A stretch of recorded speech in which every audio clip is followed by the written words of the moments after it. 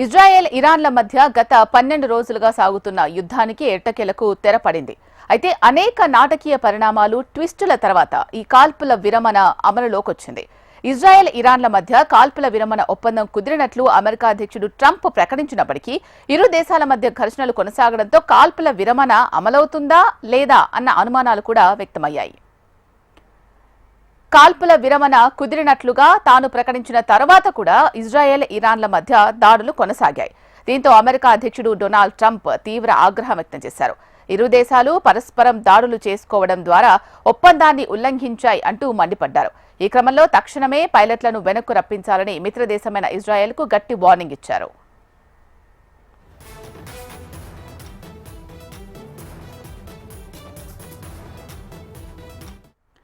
Israel ఇరాన్ల మధ్య గత 12 రోజులుగా సాగుతున్న యుద్ధానికి ఎట్టకేలకు తెరపడింది. అయితే అనేక నాటకీయ పరిణామాలు, ట్విస్టుల తర్వాత ఈ కాల్పుల విరమణ అమలులోకి వచ్చింది.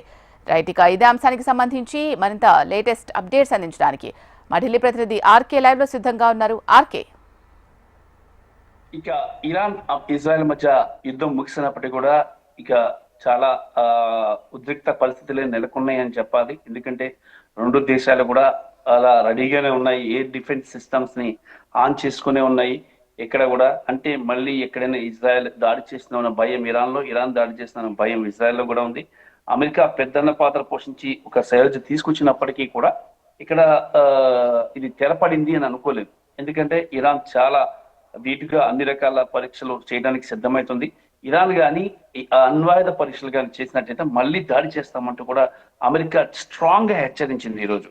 అయినప్పటికీ కూడా ఇరాన్ భయపడడం లేదు. అమెరికా ఎయిర్ బేస్ మీద దాడి చేసింది. ఇప్పటిదాకా అంతటి ఒక పెద్ద దేశం మీద, అమెరికా లాంటి అగ్రరాజ్యం మీద దాడి చేసేంత సాహసం కూడా ఎవరు కూడా ఇప్పటిదాకా చేయలేదు. అలాంటి సాహసం అనేది ఇరాన్ చేసింది.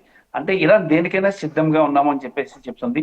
అయితే అణ్వాయుధ దేశాల పరిధిలోకి ఈ అణ్వాయుధ దేశాలు ఏవైతే ఉన్నాయో వాటి వాటిలోకి రానివ్వకుండా చేయాలనేది ప్రధానంగా అమెరికా ప్రయత్నం చేస్తుంది. ఇజ్రాయెల్ కూడా ఒక భయం ఉంది. ఇరాన్ మళ్ళీ ఎప్పుడైనా అణ్వాయుధాలు తయారు చేస్తుందా, అణ్వాయుధాల పరీక్షలు చేసే అవకాశం ఉందా అనే ఒక డౌట్ ని అమెరికా ముందు వ్యక్తం చేయడంతో అమెరికా స్ట్రాంగ్ గా ఇజ్రాయెల్ కి వార్నింగ్ ఇచ్చింది. దాదాపుగా యుద్ధం ముగిసింది అని చెప్పాలి. ముగిసినప్పటికీ కూడా రెండు దేశాల మధ్య కొంత ఇబ్బందులే ఉన్నాయి.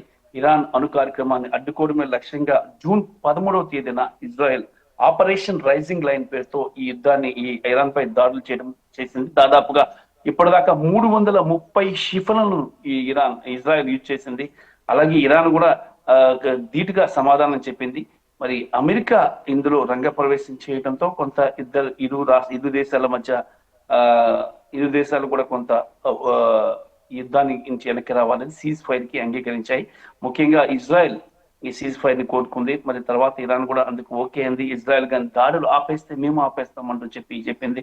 ఈ నేపథ్యంలో ఈ రెండు దేశాలు కూడా ముందుగా అనుకొని ఈ దాడులు ఆపడం జరిగింది. కానీ దీన్ని ఈ ట్రంప్ చాలా తనకు అనుకూలంగా తీసుకొని దాన్ని ఇప్పుడు తానే ఈ శాంతి నెలకొల్పాను రెండు దేశాల్లో అని చెప్పేసి ఒక ప్రచారం అయితే చేసుకున్నారు. కానీ ప్రస్తుతం అయితే మాత్రం పరిస్థితులు అయితే మాత్రం అక్కడ ప్రజలైతే మాత్రం కొంత ఆందోళనలోనే ఉన్నారు. భారీ నష్టాన్ని అయితే రెండు దేశాలు కూడా చవిచూశాయని చెప్పాలి. ముఖ్యంగా హార్మూజ్ జలసంధి మూసివేయడంతోనే కొంత ప్రపంచవ్యాప్తంగా కూడా కొంత ఇబ్బందులు తలెత్తే అవకాశాలు ఉన్నాయి. ఎందుకంటే క్రూడ్ ఆయిల్ ధరలు పెరిగిపోయే అవకాశాలు ఉన్నాయని చెప్పేసి కూడా భావించారు. కాకపోతే యుద్ధం ఆగిపోవడంతో కూడా అందరూ పీల్చుకున్నారు. ఒకవేళ కానీ యుద్ధం కొనసాగినట్టుకైతే తీవ్రమైన ఆయిల్ ప్రాబ్లం అయితే ఇదే ప్రపంచ దేశాలకు వచ్చే అవకాశం కూడా ఉండేది. ప్రస్తుతానికైతే పరిస్థితి అయితే మాత్రం నిపుణులానే ఉందని చెప్పాలి. Thank you RK.